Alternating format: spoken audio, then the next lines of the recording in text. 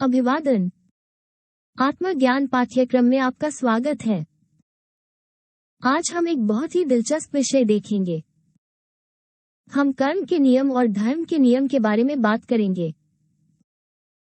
पिछले व्याख्यान में हमने इस भौतिक दुनिया को नियंत्रित करने वाले 48 कानूनों में से 2 के बारे में सीखा, जो वापसी और पुनरावृत्ति के नियम हैं, और हमने इन 2 कानूनों के बारे में कई दिलचस्प बातें सीखी और कैसे हम उन्हें पार करना सीखकर अपना भाग्य बदल सकते हैं। आज हम 2 और कानून देखने जा रहे हैं, जो कर्म और धर्म के कानून हैं। और हम इन 2 कानूनों को समझने का बड़ा महत्व देखेंगे, क्योंकि इससे हमें दुनिया में मौजूद सामाजिक, आर्थिक और नैतिक असमानता का कारण समझने में मदद मिलेगी। शायद किसी बिंदु पर हमने खुद से पूछा है, लेकिन अगर कोई ईश्वर है तो वो इतनी सारी बुराई को कैसे होने देता है, या वो उन लोगों के साथ बुरी चीजें कैसे होने देता है जिन्हें हम निर्दोष मानते हैं, या छोटे बच्चों के साथ। उदाहरण के लिए, हम उन बच्चों को देखते हैं जिनके साथ बलात्कार हुआ है, या जो बच्चे कैंसर और अन्य बीमारियों से पीड़ित हैं और हम इसे समझ नहीं पाते हैं। इस प्रकार की पूछताछ कई लोगों को नास्तिकता की ओर भी ले जाती है। लेकिन आज, जब हम दैवीय न्याय के बारे में बात करने जा रहे हैं और कर्म और धर्म के इन नियमों को कैसे संभाला जाता है, तो हम ये समझने जा रहे हैं कि इस दुनिया में हर चीज के होने का एक कारण है, जो साधारण अज्ञानता के कारण हमारी समझ से बच जाता है, ये कानून। तो इस सम्मेलन में हम जानेंगे कि कर्म क्या है, धर्म क्या है, कर्म हमारे अंदर क्या उत्पन्न करता है, हम कर्म से कैसे सीख सकते हैं ताकि हम वही गलतियां दोहराना बंद कर दें और अपने जीवन में लगातार वही परिणाम उत्पन्न करना बंद कर दें। हम ये भी सीखेंगे कि इन कानूनों का प्रबंधन कौन करता है और कर्म पर बातचीत कैसे करें ताकि हम अपने द्वारा किए गए सभी अचेतन कार्यों के लिए दर्द से भुगतान करना बंद कर दें और उन्हें प्रेम के कार्यों से भुगतान करना शुरू कर दें। तो आइए जानें कि इन कानूनों से कैसे पार पाया जाए।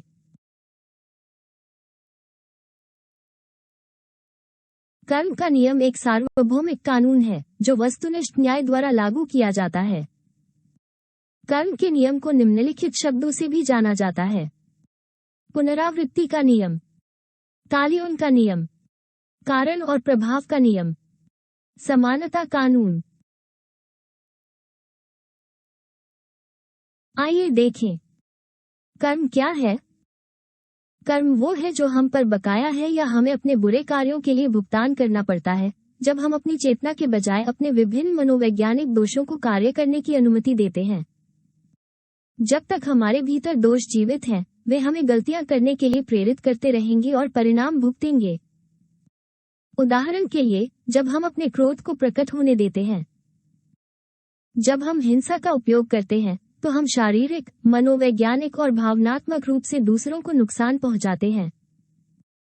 हमें कार्मिक परिणामों के रूप में प्राप्त होता है दूसरों द्वारा आहत होना या कुछ बीमारियों से पीड़ित होना, जैसे कि लीवर और हृदय की समस्याएं। ये कुछ ऐसे कर्म हैं जिनसे क्रोध उत्पन्न होता है। या जब हम वासना के कारण दूसरों को यौन हानि पहुंचाते हैं, हमें परिणाम के रूप में प्राप्त होता है यौन शोषण होना।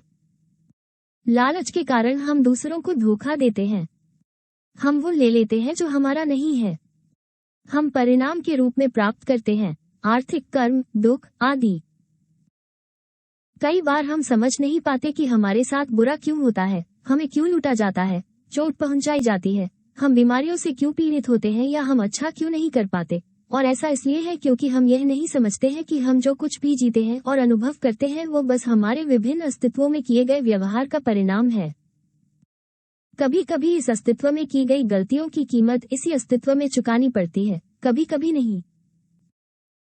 इसीलिए कभी कभी हम बहुत बुरे लोगों को देखते हैं जो जीवन में बहुत अच्छा कर रहे हैं, और साथ ही हम निर्दोष लोगों को भी देखते हैं जो क्रूर और अनुचित लगने वाली चीजों से पीड़ित होते हैं, और हमें एहसास नहीं होता है कि कुछ भी अनुचित नहीं है, लेकिन परिणाम कई बार उनका भुगतान बाद के जीवन में होता है। इसलिए जब तक हमारे अंदर मनोवैज्ञानिक दोष मौजूद हैं, हम त्रुटियों और परिणामों के अधीन रहेंगे। और कुछ ऐसा है जिसके बारे में हमें अवगत होना चाहिए। हमें अपने कर्मों का भुगतान करने के लिए समय दिया गया है, लेकिन ऐसा कोई ऋण नहीं है जो चुकाया न गया हो। इसलिए हमें ये स्पष्ट होना चाहिए कि यद्यपि हम अक्सर ऐसे लोगों को देखते हैं जो क्रूरता और दुर्व्यवहार के जीवन के लिए सजा प्राप्त किए बिना मर जाते हैं, लेकिन ऐसा कोई ऋण नहीं है जिसका भुगतान नहीं किया जाता है। हमें अपने कर्मों का फल अवश्य मिलेगा, अभी नहीं तो बाद में, परंतु सदैव।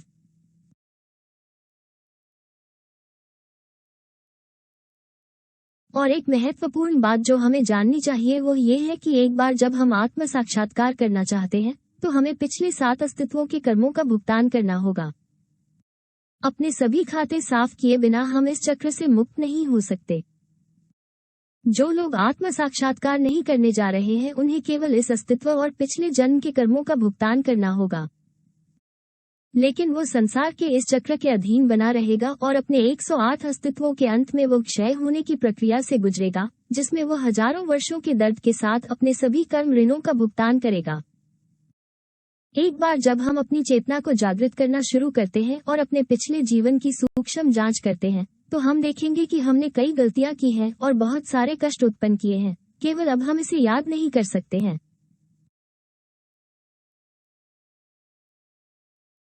अब मौजूदा कर्म नियम का उद्देश्य क्या है? इसका अस्तित्व हमें सजा देने के लिए नहीं है, भले ही हम सोचते हो कि ऐसा ही है। यह मौजूद है ताकि हम सीख सके। इस अस्तित्व में हमारा उद्देश्य ज्ञान प्राप्त करना है। अपनी गलतियों से सीखें ताकि उन्हें दोबारा न करें और उस समझ से ज्ञान प्रकाश प्राप्त करें जो तब प्राप्त होता है जब हम उन दोषों को देखने में कामयाब होते हैं जिन्होंने हमें एक निश्चित तरीके से कार्य करने के लिए प्रेरित किया है और हम उन्हें खत्म करते हैं, इसलिए ताकि दोबारा दर्द और पीड़ा न हो, दोबारा परिणाम न भुगतना पड़े। हमें याद रखना चाहिए कि यह ग्रह एक पाठशाला है जहां हम प्रयोग के माध्यम से सीखते हैं। इस पाठशाला में हमें लगातार सबक मिलते रहते हैं और अगर हम उनसे नहीं सीखते हैं तो वे लगातार दोहराए जाते हैं। कर्म का नियम इस स्कूल और हमारी सारी शिक्षा का आधार है। इसलिए कर्म से सीखने के लिए सबसे पहली चीज जो हमें करनी चाहिए वो है पीड़ित की भूमिका से छुटकारा पाना, क्योंकि पीड़ितों की तरह महसूस करना, न्याय के लिए स्वर्ग की दुहाई देना हमें ये देखने की अनुमति नहीं देगा कि हमारे साथ होने वाली हर चीज के लिए हम हमेशा कैसे जिम्मेदार हैं। कर्म के बारे में वास्तव में जानने के लिए हमें चिंतन करना चाहिए, क्योंकि हमारे कार्यों द्वारा हमें जो लौटाया जाता है उस पर चिंतन करने से अंततः हमें समझ आएगी। और इस प्रकार सीखना क्यों आवश्यक है? क्योंकि जब हम कुछ चीजें करते हैं तो हम उन्हें उतना बुरा नहीं मानते जितना कि जब वे हमारे साथ करते हैं। उद्धरण चिन्ह। अगर मैं अपने कारणों से किसी पर चिल्लाता हूँ, अपमानित करता हूँ या उसे ठेस पहुँचाता हूँ तो मैं इसे बुरा नहीं मानता। लेकिन अगर कोई मुझे अपमानित करता है, मुझ पर चिल्लाता है, मुझे अपमानित करता है, तो मैं इसे बुरी तरह देखता हूँ। इससे मुझे दुख होता है और मैं इसे अनुचित और क्रूर मानता हूँ। अपमानित होने से मुझे दुख होता है, लेकिन अगर मैं रुकता हूँ और सोचता हूँ मैंने कब वही काम किया है, और मुझे याद है कि जब भी मुझे निराशा या डर महसूस होता था तो मैं हमेशा चिल्लाकर या दूसरों का अपमान करके प्रतिक्रिया करता था, और अगर मैं समझता हूँ कि अब वे मेरे साथ ऐसा कर रहे हैं तो इसका कारण ये है कि मैंने ऐसा किया है। यदि मैं ऐसा करूं तो मैं अपने दोषों को दूर कर सकता हूं और वास्तव में क्षमा करना सीखें। इस तरह मैं कर्म के बारे में सीखूंगा। इसलिए कर्म से सीखने के लिए और एक ही पाठ को बार बार दोहराने से बचने के लिए हमें ये करना होगा। विचार करें, मैंने भी यही काम कब किया है?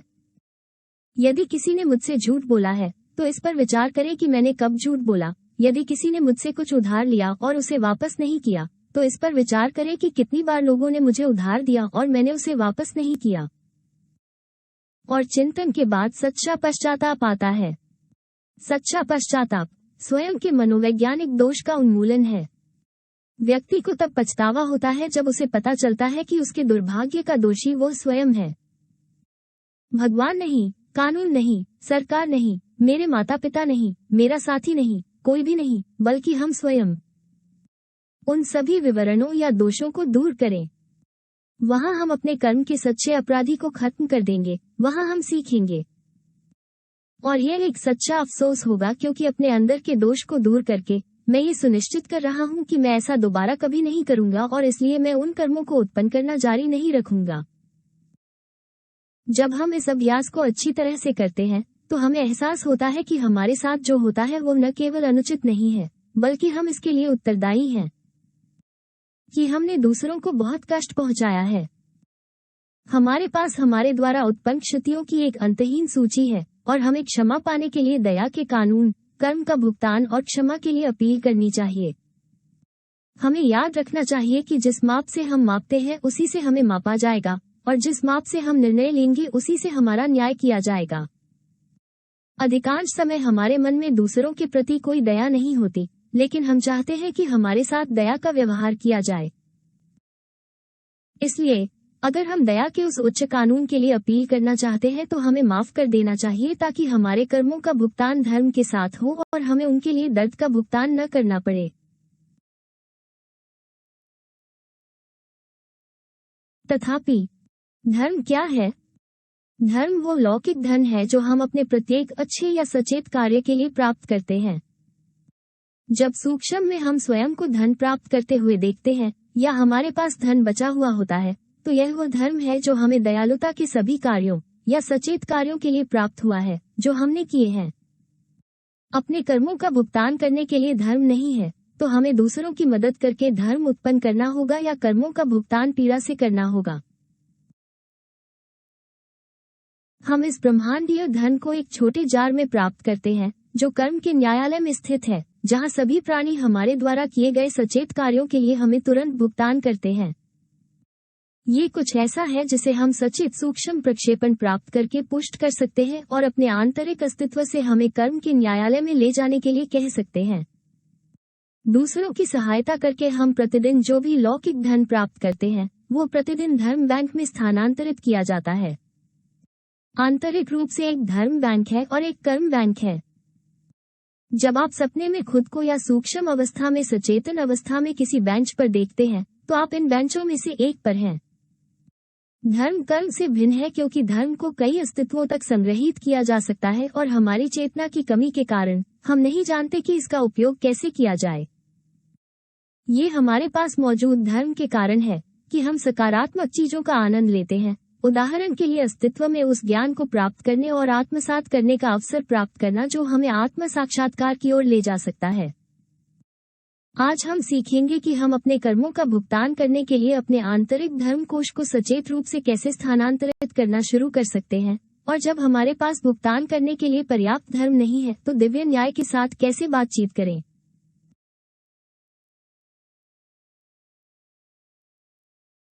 अब आइए इसे देखें। धर्म उत्पन्न करने के दो तरीके हैं। एक है अच्छे कार्य या दान के कार्य करना, जैसे भूखे को खाना खिलाना, प्यासे को पानी पिलाना, नंगे को कपड़े पहनाना, बीमारों की देखभाल करना आदि। और दूसरा है सचेतन कार्य करना। ये वे कार्य हैं जो हम दूसरों की चेतना को जागृत करने में मदद करने के लिए करते हैं। ये जानना महत्वपूर्ण है कि दूसरों के प्रति प्रेम का पहला कार्य हम अपना आत्म परिवर्तन प्राप्त करना है, क्योंकि जैसे जैसे हम मनोवैज्ञानिक मृत्यु और आध्यात्मिक जन्म पर काम के माध्यम से अधिक जागरूक होते जाएंगे, हमारे पास बेहतर क्षमता होगी दूसरों की मदद करें। और हर बार हम दूसरों को जागृत करने में मदद करने के लिए, ज्ञान प्राप्त करने का अवसर पाने के लिए अपना थोड़ा सा समय बलिदान करते हैं जो उन्हें आध्यात्मिक दुख से मुक्त करने में मदद करेगा। ये हमें आंतरिक रूप से योग्यता, शक्ति या उस लौकिक धन के रूप में भुगतान किया जाता है जिसके साथ हम अपने कर्मों से परे जा सकते हैं। वे सभी अच्छे कार्य जो हम निस्वार्थ भाव से करते हैं, बदले में भौतिक वस्तुओं या मान्यता प्राप्त करने में रुचि के बिना, और जो दूसरों को लाभ पहुंचाते हैं, उनका भुगतान हमें आंतरिक रूप से मिलता है। लेकिन ये जानना महत्वपूर्ण है कि सचेत कृत्यों का मूल्य बहुत अधिक होता है, क्योंकि किसी के लिए परोपकार का कार्य करके हम उन्हें उनके कई अस्तित्वों में से एक के थोड़े समय के लिए राहत दे सकते हैं, लेकिन उसे ऐसे उपकरण देना जो उसके मनोविज्ञान में आमूल-चूल परिवर्तन करने में मदद करे और जो उसे आध्यात्मिक और भौतिक दुख से बाहर निकाल सके, जिससे उसकी अंतरात्मा जागृत हो, खुद में क्रांति आए और आत्म साक्षात्कार प्राप्त हो सके, यह एक ऐसी चीज है जिसका बहुत बड़ा मूल्य है।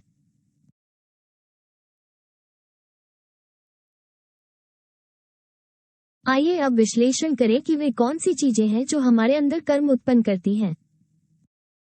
खैर, ये हमारे कार्य, हमारे शब्द और हमारी चूक हैं, जब हमारा विवेक नहीं बल्कि हमारा अहंकार प्रकट होता है।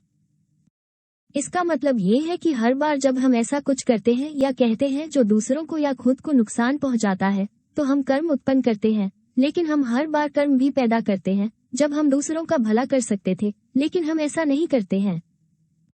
इस पर विचार करना जरूरी है।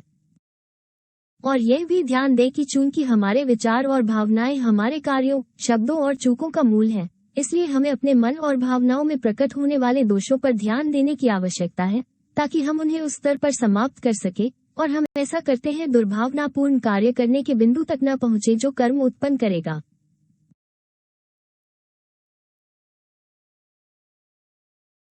आइए अब विभिन्न प्रकार के कर्मों का अध्ययन करें। व्यक्तिगत कर्म है। ये प्रत्येक व्यक्ति का कर्म है जिसमें कोई और शामिल नहीं होता है। उदाहरण के लिए, लोलुपता के कारण मैं बहुत अधिक जंक फूड खाता हूँ और इसलिए मुझे कर्म के रूप में मोटापा और कई बीमारियां मिलती हैं जो केवल मुझे प्रभावित करती हैं। या उदाहरण के लिए, मैं बार बार हस्तमैथुन करता हूँ और लंबे समय में इससे नपुंसकता की समस्या पैदा होती है। ये व्यक्तिगत कर्मों के उदाहरण हैं। पारिवारिक कर्म है। उन लोगों का क्या होता है जिनके आपस में कर्म ऋण है और जो एक ही परिवार से जुड़े हुए हैं, तो उस पारिवारिक रिश्ते में इन ऋणों को एकत्र करने और चुकाने की परिस्थितियां मौजूद हैं। हम आनुवांशिक या वंशानुगत बीमारियां देखते हैं और वे पारिवारिक कर्म के उदाहरण हैं। भी है। कौन सा कब है? ऐसे लोगों का एक समूह जिनके पास समान कर्म ऋण है, वे इसे सामूहिक रूप से एकत्र करते हैं। उदाहरण के तौर पर हम देखते हैं विमान या वाहन दुर्घटनाएं जहां एक ही समय में कई लोग मारे जाते हैं या घायल होते हैं, या जब लोगों के एक समूह पर हमला किया जाता है और लूटा जाता है। इसमें शामिल प्रत्येक व्यक्ति एक कर्म चुका रहा है जिसे सामूहिक रूप से एकत्र किया जा रहा है।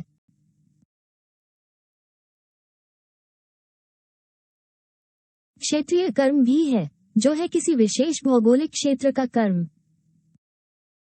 उदाहरण के लिए, कुछ क्षेत्रों में पड़ने वाला सूखा या बाढ़ आमतौर पर कर्म है जो उस क्षेत्र के निवासियों ने उत्पन्न किया है। भी है, जो है इसमें किसी भी देश के कर्म, गृह युद्ध, तानाशाही आदि आते हैं। यह एक ऐसा कर्म है जिसे राष्ट्र ने स्वयं अपने अचेतन कार्यों से उत्पन्न किया है। महाद्वीपीय कर्म, ये है किसी भी महाद्वीप के कर्मों में हम अकाल, सूखा, शोषण आदि से युक्त स्थान देखते हैं। और केवल उस नुकसान को समझने से जो कई लोग दूसरों को पहुंचा सकते हैं, क्या हम समझ सकते हैं कि दुनिया में ऐसे क्षेत्र क्यों हैं जहां ऐसा लगता है कि कर्म निर्दयी है। विश्व कर्म भी है। ये संपूर्ण मानवता का कर्म है। उदाहरण के लिए, विश्व युद्ध, वैश्विक महामारी आदि। गृह कर्म, जैसे पर्यावरणीय परिवर्तन, धूमकेतु टकराव आदि।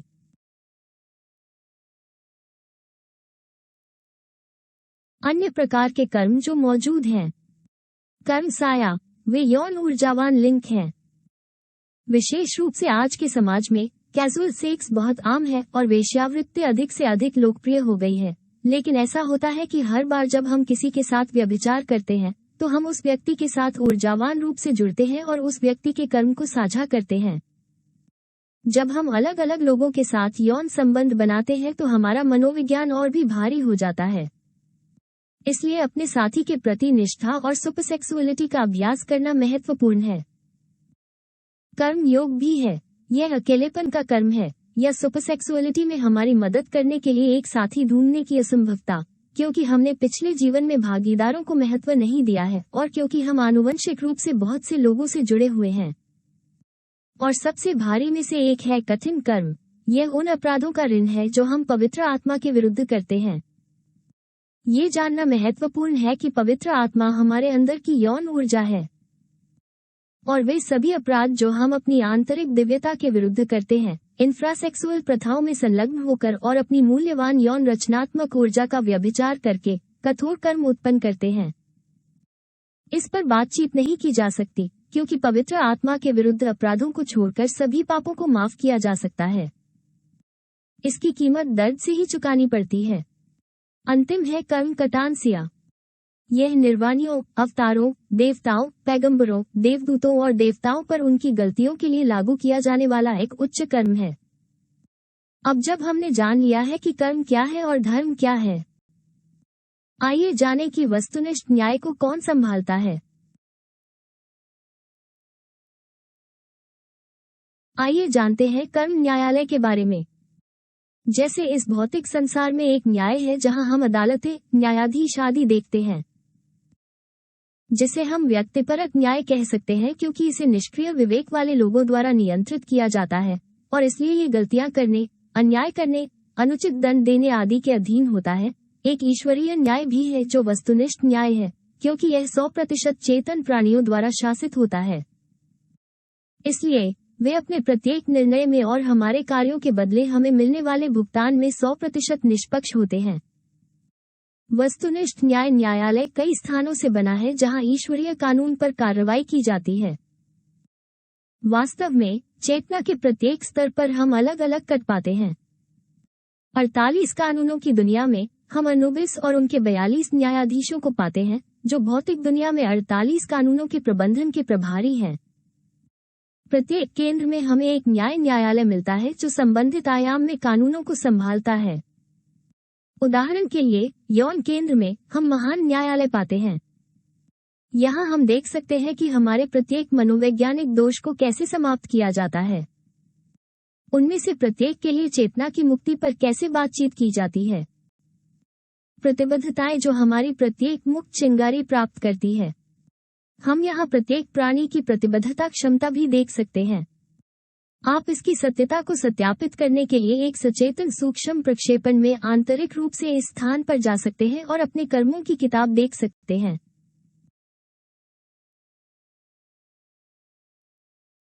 आइए अब उन तरीकों पर गौर करें जिनसे हम कर्म का भुगतान कर सकते हैं। वस्तुनिष्ठ ज्ञान प्राप्त कर लिया है उनके लिए कर्म चुकाने के 5 तरीके हैं। पहला है धर्म या लौकिक धन के साथ, जो हमारे पास है और जिसे हम जीत सकते हैं।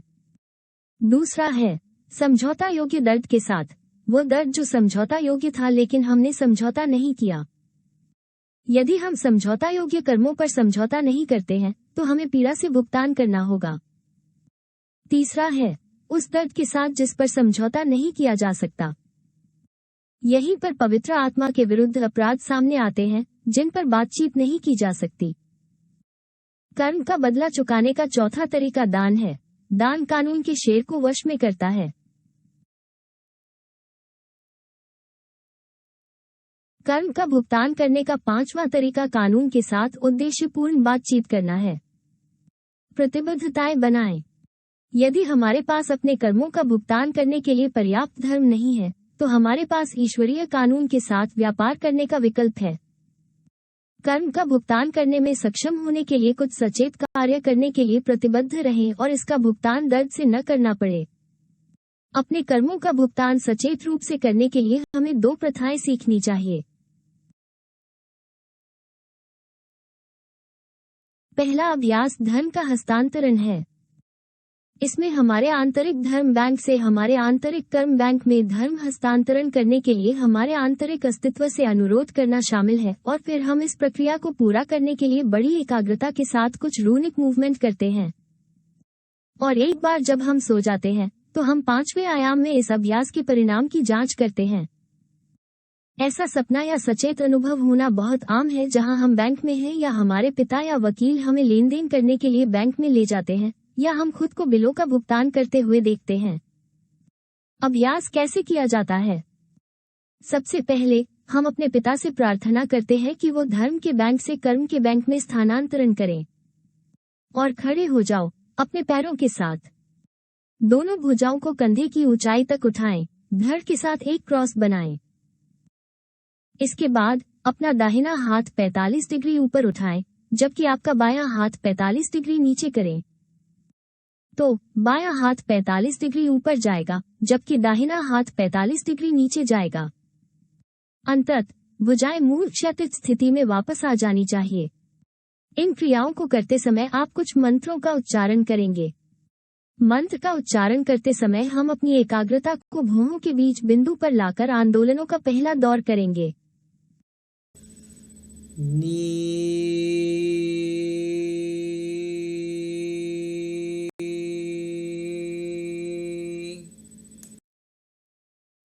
दूसरा चरण स्वरयंत्र पर केंद्रित है, ये कहते हुए ने।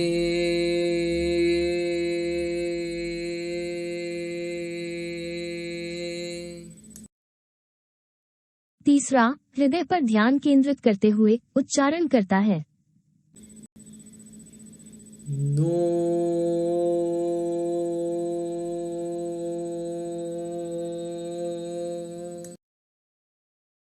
नाभि क्षेत्र में केंद्रित चौथे का उच्चारण इस प्रकार है, नू।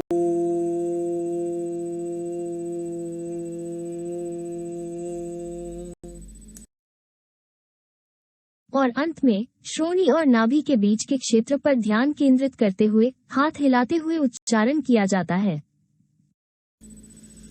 ना।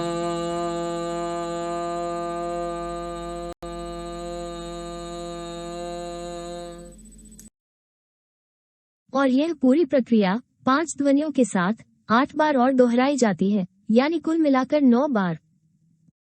निष्कर्ष निकालने के लिए बाहों को छाती के ऊपर से पार किया जाता है, दाहिने हाथ को बाईं ओर से पार किया जाता है और मंत्र का जाप किया जाता है।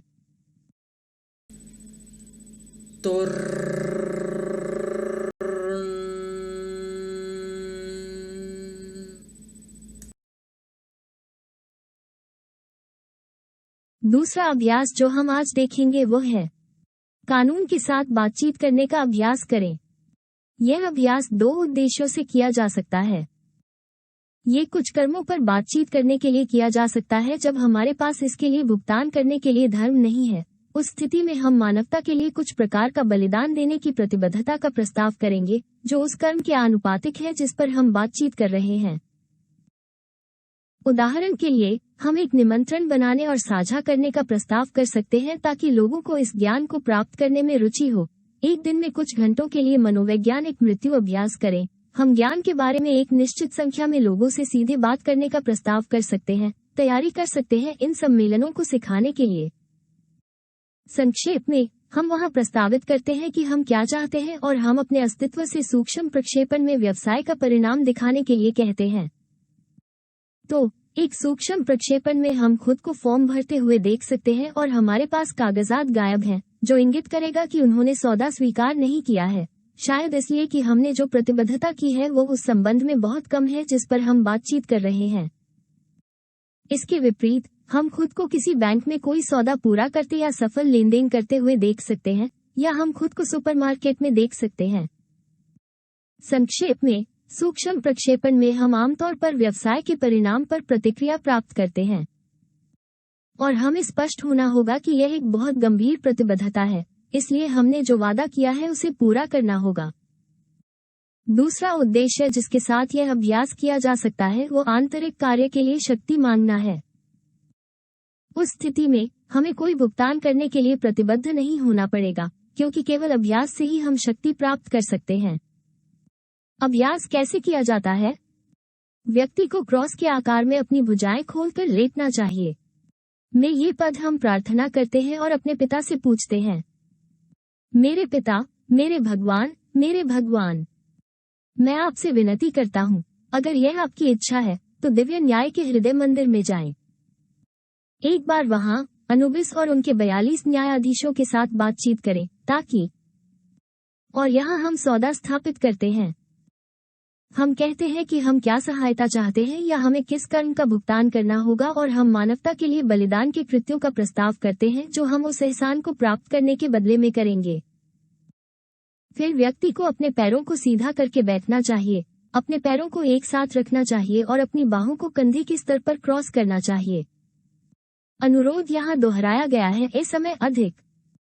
कुल मिलाकर 6 बार पूरा करने के लिए इन चरणों को दोहराएं। अंत में हम अपने पिता को धन्यवाद देते हैं और उनसे बातचीत के परिणाम को याद रखने की अनुमति देने के लिए कहते हैं।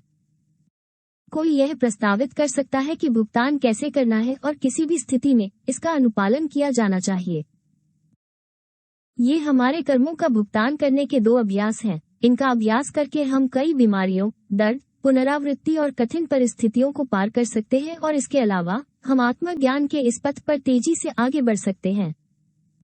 ये 2 अभ्यास हर दिन किए जाने चाहिए। क्योंकि हर दिन हमारे पास कर्म और पुनरावृत्ति होती है, और इन अभ्यासों को करने से हम उनके लिए दर्द से भुगतान करने से बचेंगे। और यह आज का सम्मेलन था। अपने सभी प्रश्न छोड़ना याद रखें। मैं आपको अगले सम्मेलन में आमंत्रित करता हूं, जहां हम नशीली दवाओं और शराब के बारे में बात करेंगे, जिसमें हम अपने आध्यात्मिक कार्यों में आगे बढ़ने के लिए नशीली दवाओं और शराब से छुटकारा पाने के महत्व को दिखाएंगे। हम देखेंगे कि खुद को इन बुराइयों से कैसे मुक्त किया जाए और दूसरों को इनसे बाहर निकलने में कैसे मदद की जाए। अगली बार तक